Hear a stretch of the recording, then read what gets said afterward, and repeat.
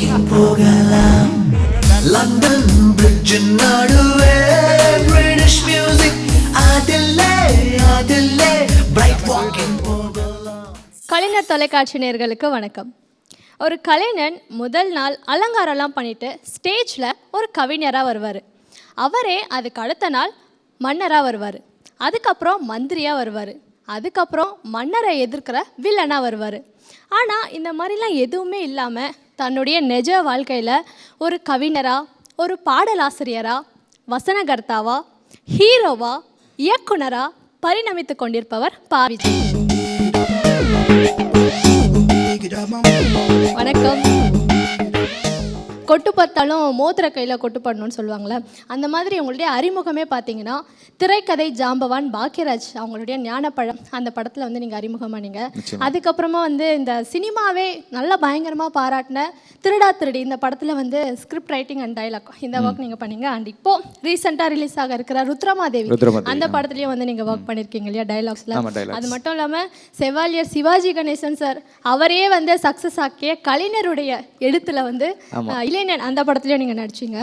And 2 முதல்வர்கள், ஒன்று கலைஞரையா, இன்னொருத்தர் வந்து பஞ்சாபுடைய முதல்வராக இருந்துட்டு அதுக்கப்புறம் தமிழ்நாடு கவர்னராக பர்னாலா, அவங்க 2 பேருடைய கையாலையும் நீங்கள் வந்து கலைமாமணி விருது வாங்கியிருந்தீங்க. சரியா சொன்னீங்க. இன்னும் நிறைய விஷயங்கள் இருக்கு, அது மட்டும் கிடையாது. ஸோ இன்னொன்று சொல்லணும்னா திரும்பவும் சூப்பர் ஸ்டார் ரஜினிகாந்த் அவங்களுடைய முன்னிலையில் கலைஞர் கையால் கவியரசு கண்ணதாசன் அந்த விருது நீங்கள் வாங்கினீங்க. அண்ட் 2004ஆம் ஆண்டு வந்து மறைந்த ஏபிஜே அப்துல் கலாம் அவர்கள் கையால் வந்து ஒவ்வொரு பூக்களுமே அந்த பாட்டுக்கு தேசிய விருது வாங்கினீங்க.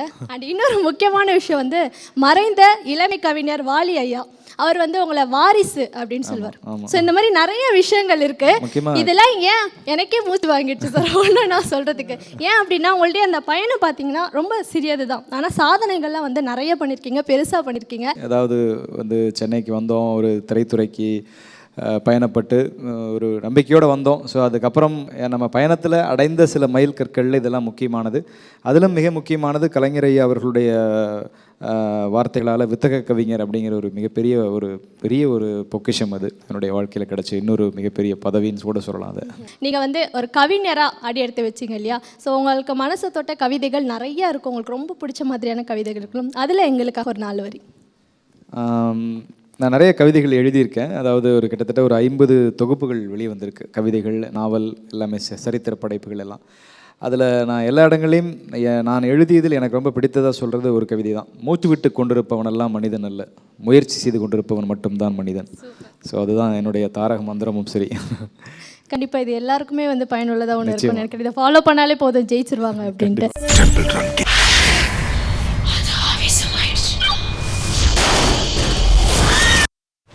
உங்க உயிர் எடுக்கிறதுக்காக கட்டுக்கடங்காத ஆவேசத்தோட உங்க காலையை சுத்தி வந்துட்டு இருக்கிற ஆர்ச்சேஞ்சல்.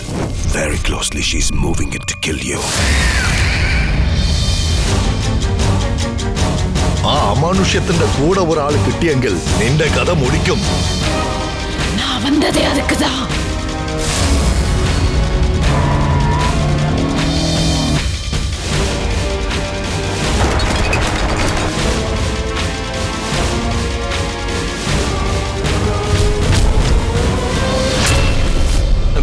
அது யாரு சார்? ஸோ இன்னைக்கு இந்த மேடை ரொம்ப அழகாக இருக்குது, பெருமைப்படுது அப்படின்னு நான் சொல்லுவேன். ஏன்னா 2 தேசிய விருது வாங்கினவங்க வந்து இந்த ஸ்டேஜில் இருக்கீங்க. ஒன்று வந்து பா. விஜய் அவர்கள், இன்னொன்று வந்து உத்ரா உன்னிகிருஷ்ணன். அது 2 பேருமே பாருங்கள் சாங் தான். நீங்கள் வந்து பெஸ்ட்டு பாடலாசிரியருக்கான விருது அண்ட் நீங்கள் வந்து சிறந்த பாடகி அப்படின்ட்டு வாங்கியிருக்கீங்க. ரொம்ப சந்தோஷமாக இருக்குது. அண்ட் உத்ரா உன்னிகிருஷ்ணன் ஒரு சாங் பாடியிருக்காங்க இல்லையா அந்த படத்தில். ஸோ முதல்ல நம்ம சாங் பாடிடலாம், அதுக்கப்புறம் நிறைய விஷயங்கள் வந்து நம்ம பேசலாம். வீசும் காற்றாய் காத்திருப்பேன்,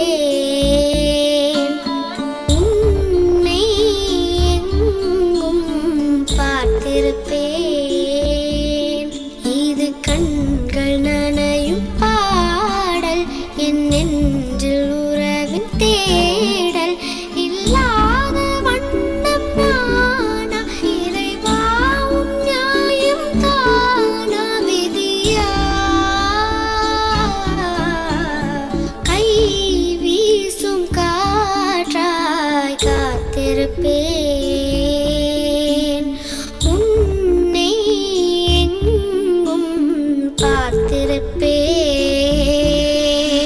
லவ்லி வாய்ஸ் உங்களுது. ஸோ தேங்க்யூ ஸோ மச், ஒரு சூப்பரான சாங் பண்ணுங்க. அதிலே பிரைட் வாக்கிங் போகலாம்.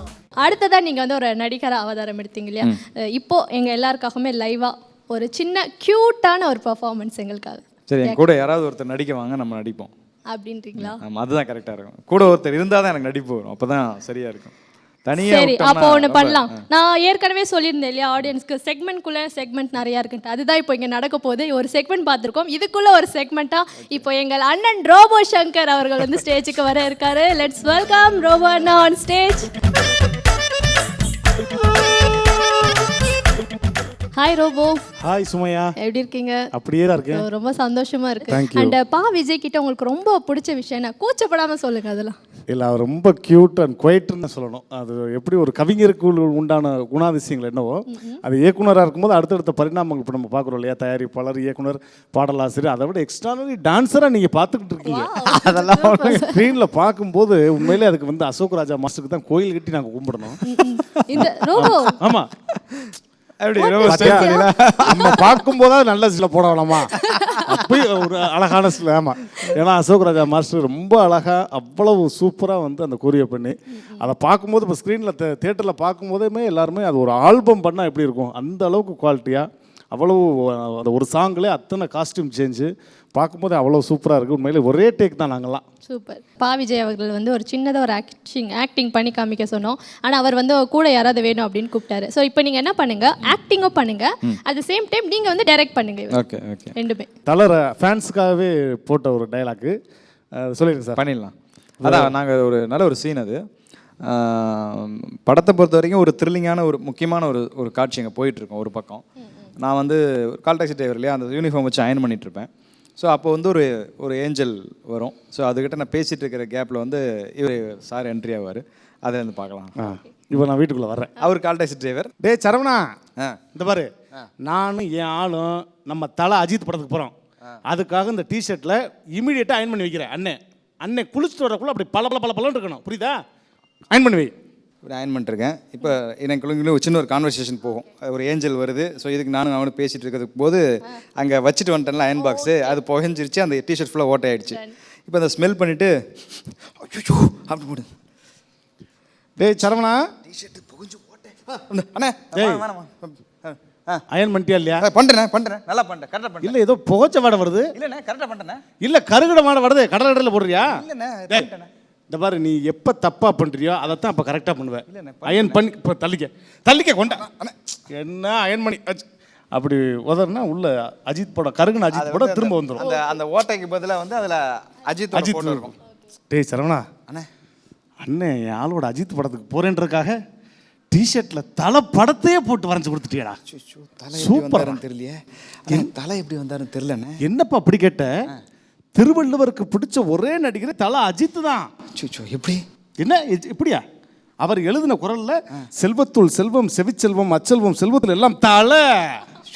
தலைக்குரலா இது? அவர் தலைனா நீ என் தளபதி தான், என் தங்கமே. அண்ணன் படத்துக்கு போயிட்டு வரேன்.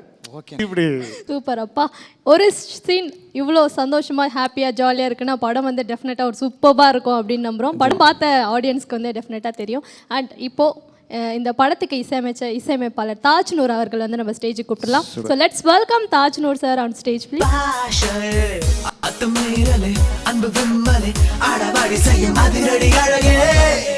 So welcome to our show. வணக்கம். ஸ்ட்ராபெரி படத்தில் வந்து இசையமைச்சிருக்கீங்க. பாடல்கள் எல்லாமே கேட்கும்போது ரொம்ப பியூட்டிஃபுல்லாக இருக்குது. அதை நாங்கள் தேட்டரில் உட்காந்து பார்க்கும்போது அதை விட பியூட்டிஃபுல்லாக இருக்குது. அண்ட் பா விஜய் அவங்க கூட இணைஞ்சு இந்த படத்தில் ஒர்க் பண்ணியிருக்கீங்க. இந்த சந்தர்ப்பம் எப்படி அமைஞ்சது உங்களுக்கு? பா விஜய் சார் வந்து எனக்கு ரஹ்மான் சார்கிட்ட நான் இருக்கும்போதே ஒரு நல்ல பழக்கம் எனக்கு.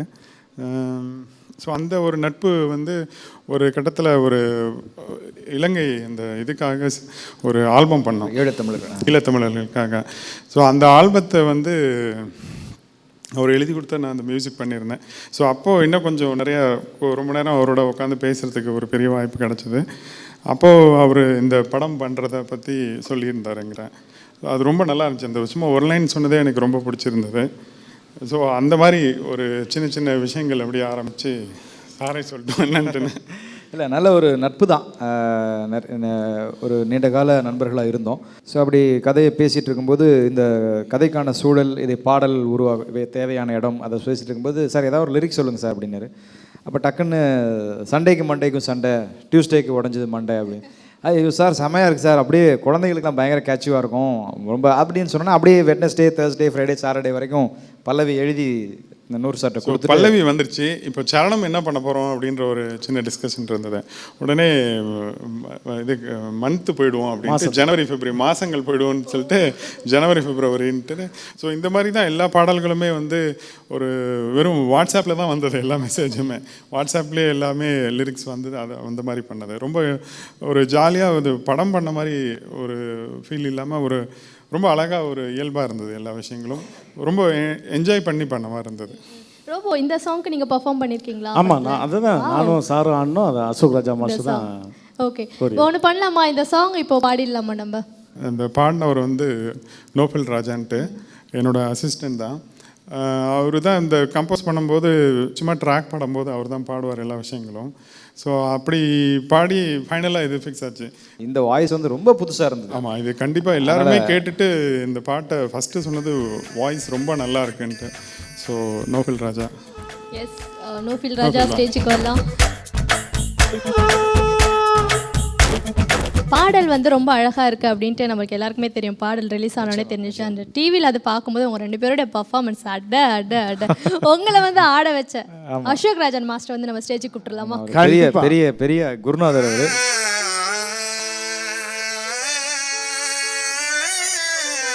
நிறைய ஹீரோஸ்க்கு வந்து நீங்கள் டான்ஸ் சொல்லி கொடுத்துருக்கீங்க, கொரியோ பண்ணியிருக்கீங்க, நிறைய ஹீரோஸை பார்த்துருப்பீங்க. விஜய் அவர்களுக்கும் ரோபோ அண்ணாக்குமே வந்து நீங்கள் சொல்லிக் கொடுக்கும் பொழுது எந்த அளவுக்கு சேலஞ்சிங்காக ஃபீல் பண்ணீங்க? டேக் ஆஃப் தான் கொஞ்சம் கஷ்டமாக இருக்கும். அப்புறம் உள்ளே போயிடுச்சுன்னா அப்புறம் அவர் நம்மளுக்கு சொல்லி தருவார் ஐடியாலாம், இப்படி பண்ணுங்க அப்படி பண்ணுங்கன்ட்டு.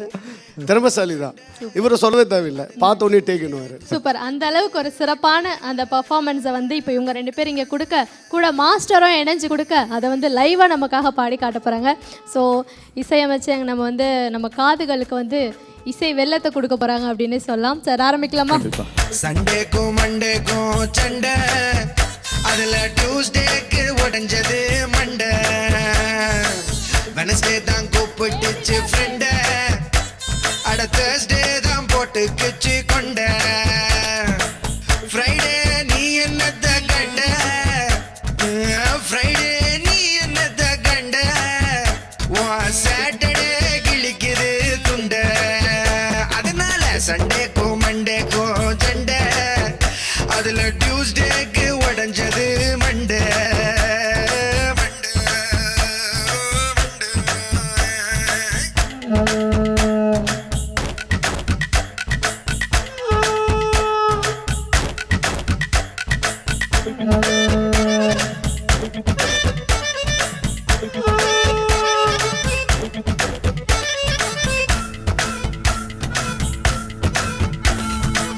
ஜனவரி ஜனவரின்னு ஒரு பையன், பிப்ரவரின்னு ஒரு பொண்ணு, மார்ச் ரோட்டில் பேஸ் பார்க்க, ஏப்ரல் சீசனில் கை கோர்க்க, மே வெயிலில் ஊர் சுத்தி, ஜூன் காத்தில் பூ சுத்தி, ஜூலை மேகம் கொடை பிடிக்க, ஆகஸ்ட் 15 கொடி அசைக்க, செப்டம்பர் மழையிலே நனைஞ்சாங்க, அக்டோபர் நிலவிலே கரைஞ்சாங்க, நவம்பர் பனியிலே திரிஞ்சாங்க, டிசம்பர் குளிரிலே மேரேஜ் செஞ்சாங்க. சண்டேக்கும் மண்டேக்கும் சண்டை, அதுல டியூஸ்டேக்கு உடஞ்சது மண்டை, வெனஸ்டே தான் கூப்பிட்டுச்சு ஃப்ரெண்ட, அட தேர்ஸ்டே தான் போட்டுக்குச்சு கொண்ட, ஃப்ரைடே நீ என்னத்த கண்ட, சாட்டர்டே கிழிக்குது துண்ட, அதனால சண்டேக்கும் மண்டேக்கும் சண்டை, அதுல டியூஸ்டேக்கு உடஞ்சது மண்டை.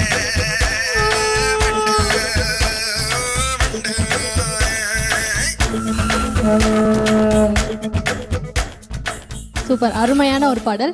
அண்ட் சார் இன்னொரு விஷயம், ஹீரோ இந்த மாதிரி விஷயங்கள் படத்தில் வந்து நிறைய இருக்கும் பொழுது ஹீரோயின் அப்படின்றவங்க வந்து கண்டிப்பாக இருப்பாங்க. கண்டிப்பா. உங்கள் படத்துடைய ஹீரோயின் அவங்க வந்து ஹீரோயின் வந்து வந்திருக்காங்க, கூப்பிடலாமா? எஸ், கூப்பிடலாம்.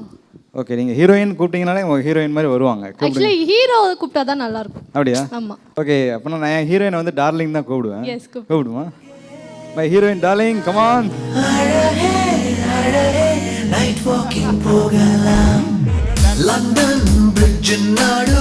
இவங்க தான் எங்களோட ஃபர்ஸ்ட் ஹீரோயின். ஓகே.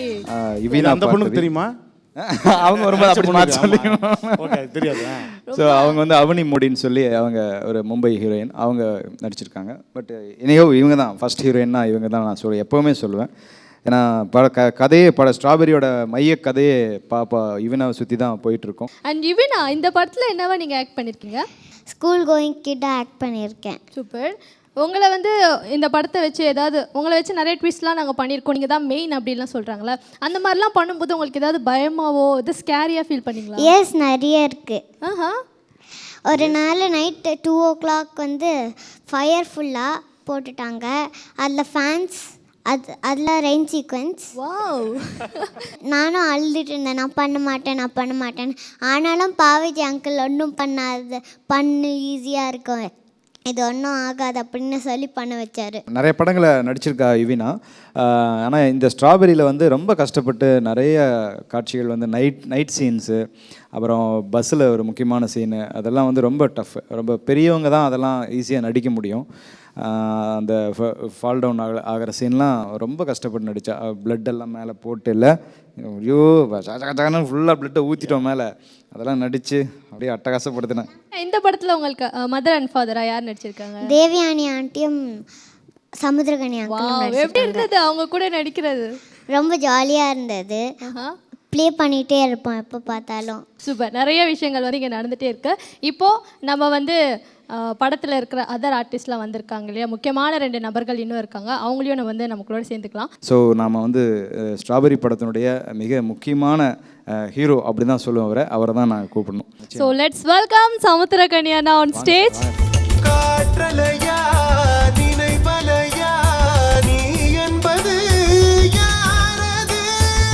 ரொம்ப சந்தோஷம் சார் நீங்கள் இன்னைக்கு வந்ததில். மகிழ்ச்சி.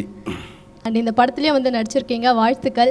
என்ன மாதிரியான கேரக்டர் அண்ட் நீங்கள் வாய்ப்பு கொடுத்த இயக்குனருக்கு தான் நன்றி சொல்லணும். இது ஒரு உண்மை சம்பவம் பேஸ் பண்ண ஒரு ஏரியா. ஏன்னா அந்த சம்பவம் நம்ம சென்னையில் நடந்தப்போ ரொம்ப டிஸ்டர்ப்ட் ஆகி ரொம்ப வருத்தப்பட்டிருந்தேன். அதே விஷயத்தை அவர் வந்து எங்கிட்ட சொன்னார், இப்படி ஒரு விஷயம் சார், இப்படி ஒரு விஷயம் சார்னு சொல்லி முடித்தோடனே வாங்க போவோம், ஷூட்டிங் போகலாம், எப்போ வேணாலும் போகலாம் அப்படின்னு சொல்லி கிளம்பணும். இதை சொல்லணும், ஏன்னா இந்த விழிப்புணர்வு நம்ம ஜனங்களுக்குள்ளே கொண்டு வரணும் அப்படின்றது தான். அதனால தான் வேகமாக இதை ஆரம்பித்தோம். நாங்கள் நினச்சதை விட வேகமாக இது வந்து இப்போ ஸ்க்ரீனில் வந்திருக்கு. ரொம்ப சந்தோஷமாக இருக்குது. ரொம்ப நீங்கள் சொல்லுங்கள், இந்த படத்தில் ஒரு ஹைலைட்டான விஷயங்கள்லாம் இதுதான், இதுக்காகவே இந்த படத்தை வந்து நம்ம பார்க்கலாம் அப்படின்னா என்னென்ன? இல்லை இப்போ அண்ணனுடைய இப்போ கேரக்டரும் சரி, அண்ணனுடைய எந்த படங்களுமே ஏதாவது ஒரு சமூகத்துக்கு ஒரு சின்ன ஒரு முக்கியமான ஒரு மெசேஜ் சொல்லக்கூடிய படமாக தான் இருக்கும் அவருடைய படங்களில். ஒவ்வொரு தாய் தகப்பனுக்குமே ஒரு பெரிய கொஞ்சம் முன்னெச்சரிக்கையாக இருக்கணும் அப்படின்னு தோணும். ஏன்னா எல்லாருக்குமே குழந்தைங்களை காலைல எழுப்பி ஸ்கூலுக்கு அனுப்புகிறதே மிகப்பெரிய போராட்டம். அது வீட்டை விட்டு கிளம்புனா போதுன்னு சொல்லி தள்ளி விட்டுறாங்க. எல்லா வீட்லேயுமே நடக்குது. இல்லை அது எப்படி போகுது, அது பயணப்பட்டு போகிற அந்த வாகனங்கள் சரியாக இருக்கா, நம்ம பாப்பா என்ன பண்ணுதுன்ற அந்த ஒரு எக்ஸ்ட்ரா ஒரு கண்ணு வச்சுக்கிட்டே இருக்கணும் நம்ம பிள்ளைங்க மேலே அப்படின்றது தான். உங்களுடைய படத்துக்கு ஸ்ட்ராபெரி அப்படின்னு ஒரு பெயர் வைக்க என்ன காரணம்? ஸ்ட்ராபெரி ஒரு ஆங்கில தலைப்பு வைக்கணும்னு அடம்பிடிச்சு வச்ச பேர் கிடையாது. ஸ்ட்ராபெரின்றது இந்த படத்தில் ஒரு கேரக்டர், முதல்லேருந்தே ஒரு ஒரு குறியீடு மாதிரி அது இருந்துகிட்டே இருக்கும். அதனால தான் அந்த பட்டர்ஃப்ளை அண்டு ஸ்ட்ராபெரி அப்படிங்கிறது இதோடைய இந்த படத்தோடைய ஒரு குறியீடுன்னு சொல்லலாம், ஒரு அடையாளம். அதனால் அந்த அடையாளத்தையே பேராக்கிடலாம் அப்படின்னு. ஸோ அது இல்லாமல் ஸ்ட்ராபெரிக்கான தமிழ் வார்த்தை தேடி பார்க்கும்போது செம்புற்று பழம் அப்படிங்கிறது தான் அதோடைய தூய தமிழ் வார்த்தை. மாஸ்டர், இந்த மண்டே சண்டே சாங் வந்து கம்போஸ் பண்ண விதம் சொன்னீங்க, எப்படிலாம் இருந்தது, என்ஜாய் பண்ண விதம்லாம் சொன்னீங்க. அது தவிர்த்து படத்தில் இன்னும் 2-3 பாடலுக்கு வந்து நீங்கள் கம்போஸ் பண்ணியிருக்கீங்களா? ஸோ அதுக்கான லொக்கேஷன்ஸ்லாம் எந்த மாதிரி இடங்களுக்கு போனீங்க, அந்த சாங்க்கு என்ன வித்தியாசமாக நீங்கள் கொடுத்துருக்கீங்க மாஸ்டர்? இப்போ ஒரு கோரியாவாக இப்போ நீங்கள் சண்டே மண்டே வந்து கான்செப்டாக யோசித்தோம். பட் ஒரு டூயிட்டு பண்ணுறதுனா கொஞ்சம் கஷ்டம். ஏன்னா 2 பேருக்குள்ளே இருக்கிறது கொஞ்சம் புதுசாக யோசிக்கணும். எல்லாருமே நிற்கிற மாதிரி இல்லாமல் வேறு மாதிரி நிற்க வைக்கணும். ரொம்ப கஷ்டமான விஷயம்தான். தேவயானி மேம் வந்து நீங்கள் நடிக்க வச்சுருக்கீங்க, அவங்கள பற்றிலாம் சொல்லுங்கள். சமுத்திரகனி சார்கிட்ட சொல்லிவிட்டு அவர் ஸ்ட்ராபெரிக்குள்ளே வந்ததுக்கப்புறம் சமுத்திரகனி சாருக்கு ஒரு பேர் அப்படிங்கும்போது அந்த கேரக்டரை தாங்குற ஒரு வலிமை, ஏன்னா அந்த அந்த கதாபாத்திரம் ரொம்ப ஒரு உணர்வுபூர்வமான ஒரு கதாபாத்திரம் அது. அதனால் அப்புறம் தேவயானி அம்மா தான் எனக்கு முதல்ல மைண்டில் வந்தாங்க. ஸோ அவங்கள்ட்ட அதே மாதிரி ஸ்கிரிப்ட் சொன்னப்போ அவங்களுக்கு அந்த கேரக்டர் ரொம்ப பிடிச்சிருந்தது. ஸோ ஒரு மனப்பிறழ்வு அடைந்த ஒரு அமைதியான சூழ்நிலையில் இருக்கிற, அதாவது அந்த ஒரு மனோநிலையை பொறுத்த வரைக்கும் ரொம்ப ஆக்ரோஷமாக இருக்கும், ஆனால் வெளியில் அமைதியாக இருப்பாங்க. இப்படி ஒரு கேரக்டரை வந்து நடிக்கணும். ஸோ அதுக்கு அவங்க தான் ஒரு சரியான சாய்ஸாக எங்களுக்கு பட்டது. அதே மாதிரி அவங்களுடைய நடிப்பும் சரி. அப்புறம் தம்பிராமையா சார், நீங்கள் சொன்ன மாதிரி இந்த படத்தில் ஒரு குறிப்பிட்ட சில காட்சிகள் தான் வருவார், ஆனால் அவர் வந்து அதை சொல்கிறதால அந்த விஷயம் போய் அழுத்தமாக சேர்ந்தது.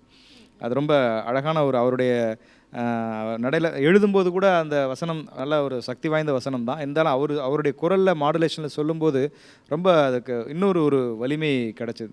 ஜோமலிர் சார் என் ரொம்ப கால ஒரு இலக்கிய நண்பர் அவர். அதுவும் இந்த படத்தில் ஒரு முழுக்க ஒரு மாடர்ன் சயின்டிஸ்டாக, கோஸ்ட் சயின்டிஸ்டாக நடிச்சிருப்பார். ஒரு கண்ணில் வந்து ஒயிட் பால் வச்சுட்டு அது ரொம்ப நடிக்கும்போது ரொம்ப கஷ்டமாக இருக்கும். அதை நீங்கள் ஒரு கண்ணை மறைச்சிட்டு கொஞ்ச நேரம் இருந்தாலே ஒரு கன்ஃபியூஸ் ஆகும். அதுவும் அந்த ஒயிட் கலரில் உள்ளே வச்சுட்டு நடிக்கும்போது ரொம்ப ரொம்ப சிரமமான விஷயம். படம் முழுக்க அவர் அந்த மாதிரி தான் வந்திருப்பார். ஸோ அவருடைய கதாபாத்திரம் ஹீரோயின் அவனி மோடி, அவங்களும் ரொம்ப அருமையான ஒரு ரோல். ஒரு ஆவிகள் பற்றி ஆராய்ச்சி பண்ணுற ஒரு மாணவியாக அவங்களுடைய கதாபாத்திரம் அமைஞ்சிருக்கும். அதை குறிப்பாக சொல்லி அவனை தாஜ்நூர் சாரோட இசை வந்து பாடல்கள் மாத்திரம் இல்லை, ரீரெக்கார்டிங் பொறுத்த வரைக்கும் ஒரு ஹாரர் மூவி, ஒரு த்ரில்லர் மூவிக்கு வந்து ரீரெக்கார்டிங் ரொம்ப ரொம்ப முக்கியமானது. ஸோ அவருடைய பங்களிப்பு வந்து ரொம்ப அசாத்தியமான, கிட்டத்தட்ட ஒரு 40 நாள் ரீரெக்கார்டிங் மட்டும் பண்ணார். அதே மாதிரி மிக்சிங் மட்டும் ஒரு 300 மணி நேரங்கள் எடுத்து மிக்சிங் பண்ணார். ஸோ அடுத்து இன்னொரு 2 பேர் இந்த படத்தில் மிக முக்கியமானவங்க, என்னுடைய cameraman Maravarman and editor Lokesh. இவங்க 2 பேரும் நான் முதல் முறை டைரக்ஷன் பண்ணுறதுக்கு எனக்கு மிகப்பெரிய என்னுடைய 2 கண்ணு மாதிரின்னு சொல்லலாம். அந்த அளவுக்கு எனக்கு கூட இருந்து ஹெல்ப் பண்ணாங்க. அப்புறம் எங்கள் ஹீரோயின் பாப்பா, அது முதலே நான் வரும்போதே சொன்ன மாதிரி ஹீரோயின் தான் இந்த கதையில். ஸோ ஸ்ட்ராபெரியோட மையம் வந்து யுவினா. அண்ட் யுவினா, நீங்கள் வந்து இந்த படத்தில் ஆக்டிங்லாம் பண்ணும் பொழுது யார் உங்களுக்கு ரொம்ப ஹெல்ப் பண்ணவங்க? ஃபாதராக நடித்த சமுத்திரகனி சார், அவங்க வந்து ஹெல்ப் பண்ணாங்களா? சமுத்திரகனி அங்கிள், அப்புறம் பாவிஜி அங்கிள், தேவயானி ஆண்டி, இவங்க எல்லாருமே எனக்கு நல்லா ஹெல்ப் பண்ணாங்க. ஓகே, இவங்கள யார் உனக்கு ரொம்ப பிடிச்சிருக்கு? எல்லாருமே பிடிச்சிருக்கு. எப்போவுமே அந்த ஆன்சர் தான் சொல்லுவேன். சூப்பர், இந்த ஆன்சரை வந்து எதிர்பார்க்கவே இல்லை. யார் உனக்கு வந்து அதிகமாக உன் கூட டைம் ஸ்பெண்ட் பண்ணது ஷூட்டிங் ஸ்பாட்டில்? எல்லாருமே ஸ்பெண்ட். சும்மா எல்லாருமே இல்லை, நிஜமா. Super, fine. ரோபோ சார், நிறைய படங்கள் வந்து உங்களை அப்படியே 1 by 1 நாங்கள் பார்த்துட்டே வரோம். பண்ண மாதிரி அடுத்த படத்தில் இருக்கிறதில்ல, ஒரு எக்ஸ்ட்ராவாக புதுசாக ஒரு விஷயங்கள் வந்து செஞ்சுட்டே வரீங்க. அந்த மாதிரி இந்த படத்தில் என்ன மாதிரிலாம் பண்ணியிருக்கீங்க ரோபோ? இல்லை, இந்த படத்தில் வந்து சாருடைய ஃப்ரெண்டாக அந்த கால் டாக்ஸி டிரைவராக வருவோம். ஸோ அது ஒரு ரூம்மேட்டில் ஒரு பேயை பார்த்தா ஒரு பயந்தா, அந்த நான் படுத்திருக்கும்போது கூட முதல் நாள் பேயை பார்த்து பயந்து அடுத்த நாள் கதையெல்லாம் சொல்லுவேன் அவர்கிட்ட. ஸோ அப்போ அந்த ரூமில் படுத்திருக்கும்போது கூட நார்மலாக படுத்திருந்தா நல்லா இருக்காது, பேயை பார்த்தவெல்லாம் இப்படி படுத்திருந்தா எப்படி இருக்கும், இப்படி ஃபேஸை மாற்றிருந்தா எப்படி இருக்கும், இந்த மாதிரி நிறையா பண்ணி காமிச்சு அவரே ஒரு 4-5 டேக்கில் நிறைய டேக்கில் வாங்கியிருக்காரு. ஏன்னா திடீர்னு என்னை பார்க்கும்போதெல்லாம் அப்படி குப்பின்னு சிரிச்சு நடிக்கவே முடியாது கூட, ரொம்ப கஷ்டமாக இருக்கும். அந்த ஒரு 2 காரணமாக தெளிவான காரணம் சொல்லிடுறேன் சார். நடிக்கவே முடியாது கூட, ஐயோ அப்படின்னு ஒன்று இருக்குது. அதாவது நான் வந்து சீரியஸாக இருக்கணும், இவர் வந்து பக்கத்தில் வந்து ஒரு நரி மாதிரி ஊழை விட்டுட்டு ஊ அப்படின்னு வச்சுட்டு முகத்தை பக்கத்துலேருந்து வச்சுருப்பாரு. நான் திரும்பி இப்படி பார்த்துட்டு சிரிக்காமல் மறுபடியும் திரும்பணும். ஒவ்வொரு தடையும் திரும்போதும் பளிர்னு சிரிப்பு தான் அவருடைய ரியாக்ஷன் பார்த்தா அவ்வளோ டேக் போயிட்டே இருந்தது. ஸோ அது ரொம்ப அவர் கூட நடிக்கிறது ரொம்ப அருமையான ஒரு விஷயம் அது. Super super. அண்ட் சார், உங்களுடைய முதல் படம் வம்சம்லேயே வந்து உங்கள் ஆர்ஆர் பற்றி எல்லாருமே பெருமையாக பேசுனாங்க, பயங்கரமாக இருந்தது அப்படின்னு பேசினாங்க. இப்போ டைரக்டர் வந்து நிறைய விஷயங்கள் சொன்னார். ஸோ அது தவிர்த்து இந்த ஆர்ஆரில் ஸ்பெஷலாக இந்த மாதிரி விஷயங்கள்லாம் நான் பண்ணியிருக்கேன் அப்படின்னா என்னது? கண்டிப்பாக ஒரு ஹாரர் படம்னாவே ரீரெக்கார்டிங் வந்து மிகப்பெரிய ஒரு பார்ட்டாக இருக்கும். ஒரு 5-6 சீனில் ரீரெக்கார்டிங் பண்ணி பண்ணும்போதே ஒரு பெரிய ஒரு ஃபீல் வந்தது. ஸோ இந்த பாப்பாவோட ஒரு ஆக்சிடென்ட் சீன் ஒன்று இருக்குது, அது உண்மையாகவே அதை பார்த்தா ஒரு சின்ன ஒரு பொட்டு கண்ணீராவது வரும் டெஃபினட்டாக, அந்தளவுக்கு ஒரு இது. ஸோ விஷுவல் வந்து ரொம்ப கிராண்டாக இருக்குது. ஸோ மியூசிக் வந்து அதோட எக்ஸ்ட்ராடனரியாக போனால் தான் அதோட ஒரு பெரிய இதாக இருக்கும். ஸோ அதுக்கு வந்து நிறைய ஒர்க் அவுட் பண்ணேன் அந்த இதுக்கு.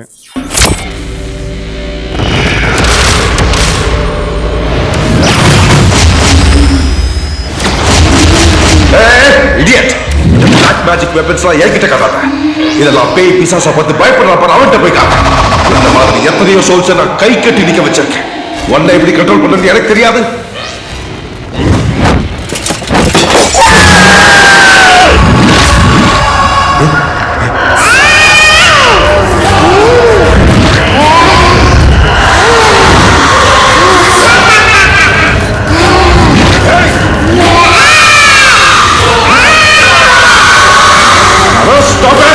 ஸ்ரீ தேனாண்டால் ஃபிலிம்ஸ் வந்து இந்த படத்தை வந்து வழங்கியிருக்காங்க. ஸோ அவங்க எந்த அளவுக்கு ஹெல்ப்ஃபுல்லாக இருந்தாங்க சார்? என் முரளி அவர்கள். ஸ்ட்ராபெரி திரைப்படம் இன்னைக்கு வந்து திரைக்கு வந்து அது வெற்றிகரமாக ஓடிட்டுருக்கு, அதுக்கு மக்கள்கிட்ட ஒரு பெரிய அங்கீகாரம் கிடச்சிருக்கு அப்படிங்கிறது எல்லாத்துக்குமே மிக முக்கியமான காரணம் தேனாண்டால் மூவிஸ் முரளி அவர்கள் தான்.